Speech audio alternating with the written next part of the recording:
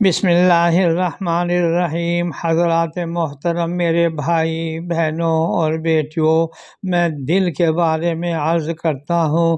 جناب رسول اللہ صلی اللہ علیہ وسلم نے فرمایا، بدن انسانی میں ایک ایسا لوتھڑا ہے، اگر وہ صحیح ہوتا ہے تو سارے جسم کے اعضاء درست ہو جاتے ہیں، اور اگر وہ خراب ہوتا ہے تو سارے جسم کے اعضاء خراب ہو جاتے ہیں۔ فرمایا وہ دل ہے، لہذا دل کے صحیح رکھنے کا خاص خیال رکھو۔ اللہ تعالیٰ نے دل وہ عظیم نعمت انسان کو عطا فرمائی ہے کہ جس میں یہ چھوٹی سی مشین ہر وقت اور ہر لمحے اپنے کام میں مشغول ہے، اور انسان کی رگ رگ میں خون پہنچا رہی ہے، اور جب سے چلنا شروع ہوئی ہے سالوں پر سال بیت گئے، لیکن ایک لمحہ کے لیے بھی بند نہیں ہوئی۔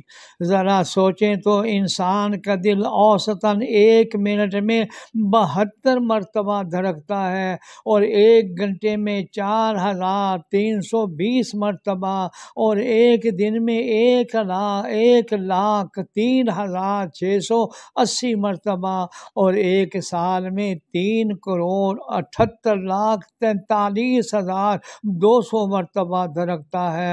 اندازہ کیجئے، اللہ تبارک و تعالیٰ نے دل کی مشینری جو لوہے کی نہیں، نرم و نازک گوشت سے بنائی ہے، اور کیسی بنائی ہے کہ کئی سال گزر جاتے ہیں اور دل اپنے کام میں بغیر وقفہ کے مصروف ہے۔ یہ کس قدر قدرت کا کرشمہ ہے۔